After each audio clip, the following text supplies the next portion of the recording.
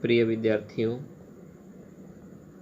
श्रद्धा मनु नामक शीर्षक में आपने पिछले वीडियो में कुछ अंश पढ़ लिया था और उसके ठीक आगे से हम आज पढ़ना शुरू करते हैं। देखिए जयशंकर प्रसाद ने किस प्रकार से श्रद्धा और मनु के बीच का वर्णन किया है।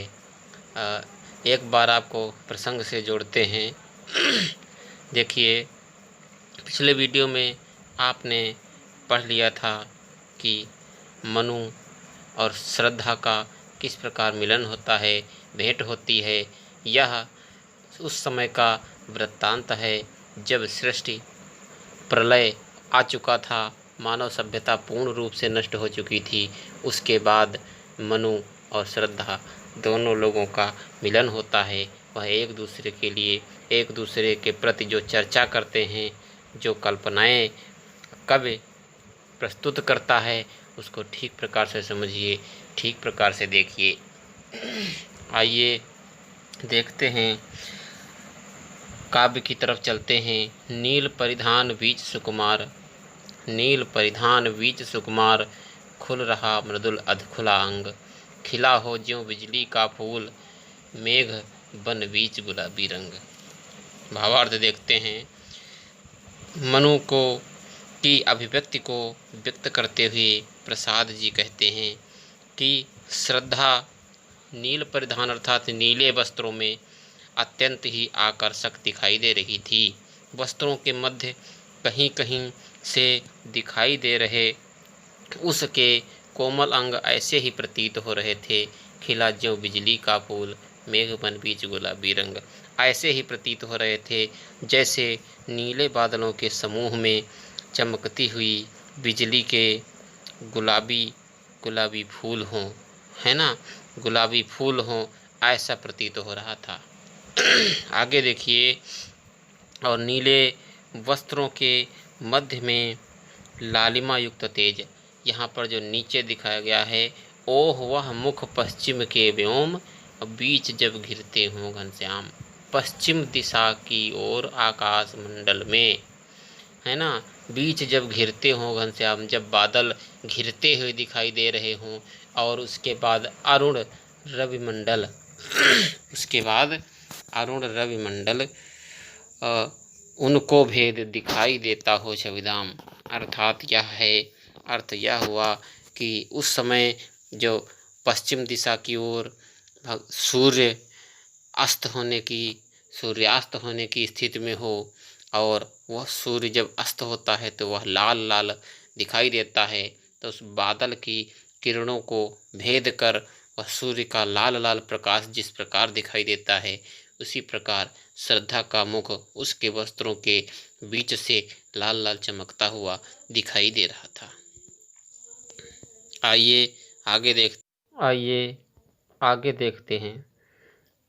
घिर रहे थे घुंघराले बाल, अंश अवलंबित मुख के पास, और नील घन शावक से सुकुमार, सुधा भरने को विधि के पास।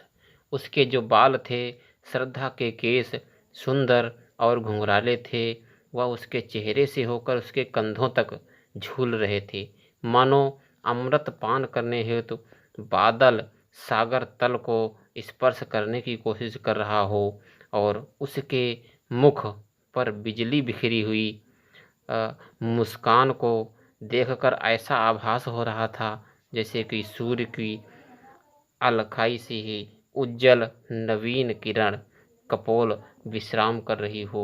देखिए किस प्रकार से घिर रहे थे घुंघराले बाल, अंश अवलंबित मुख के पास, उसके मुख के पास घुंघराले बाल उसके मुख की शोभा बढ़ा रहे थे। नील घन शावक से सुकुमार, सुधा बरने को विधु के पास, और नीला बादल का छोटा सा टुकड़ा, घन शावक अर्थात बादल का, शावक का अर्थात बच्चा, या इससे अर्थ लिया जाता है कि छोटे से बादल का टुकड़ा जो है वह आकाश मंडल में दिखाई देता है, और ऐसा लगता है कि वह बादल का टुकड़ा सुधा अर्थात अमृत भरने को विधु के पास, चंद्रमा के पास जाता है, उसके पास पहुंचता है। आगे देखिए, और आगे देखिए यहाँ पर, और मुख पर वह मुस्कान, रक्त किसले पर ले विश्राम।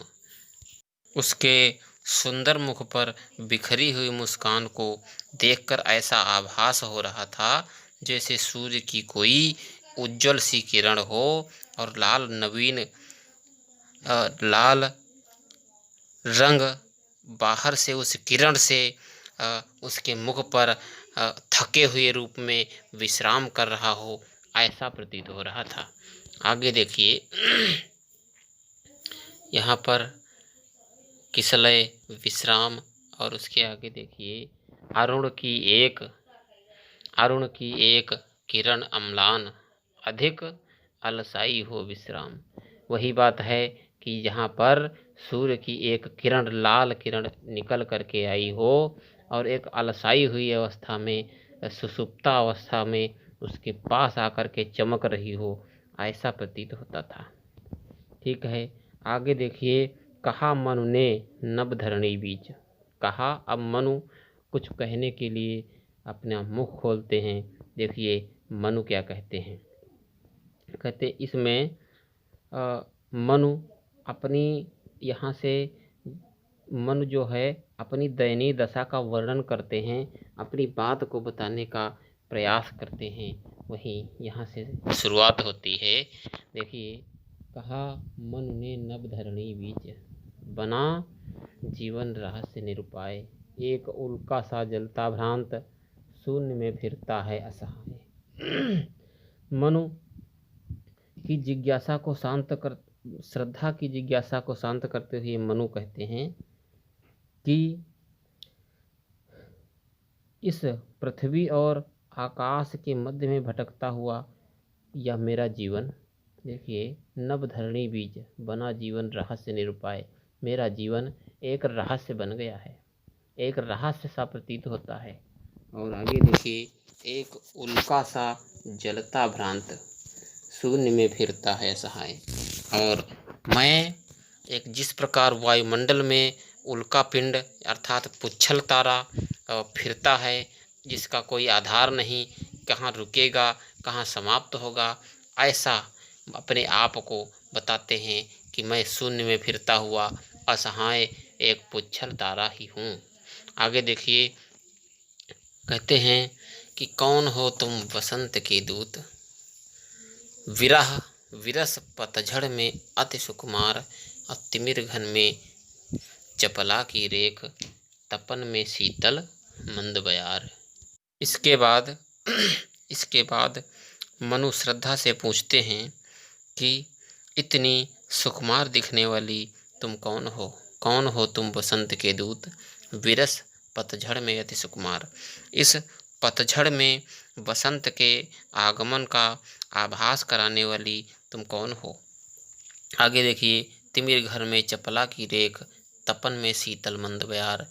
तिमिर घन, आकाश के में बादल, काले बादलों के बीच में जिस प्रकार से बिजली चमक करके एक तीव्र चमक वाली रेखा बना देती है, उस रेखा की भांति चमकने वाली तुम कौन हो। इस तपन में, यहाँ पर जो नीरस भरे वातावरण को यहाँ पर तपन का संकेत दिया गया है। कहते हैं इस तपन में शीतल और मंद हवा बन करके आने वाली तुम कौन हो। आगे देखिए, लगा कहने आगंतुक व्यक्ति, मिटाता उत्कंठा सविशेष, दे रहा हो कोकिल सानंद, सुमन को जो मधुमय संदेश। देखिए, श्रद्धा को देखकर मनु के मन में यह जानने की इच्छा होती है कि वह आखिर कौन है। मनु की आकांक्षा को शांत करती हुई श्रद्धा की वह आगंतुक मीठी वाणी में अपना परिचय देती है।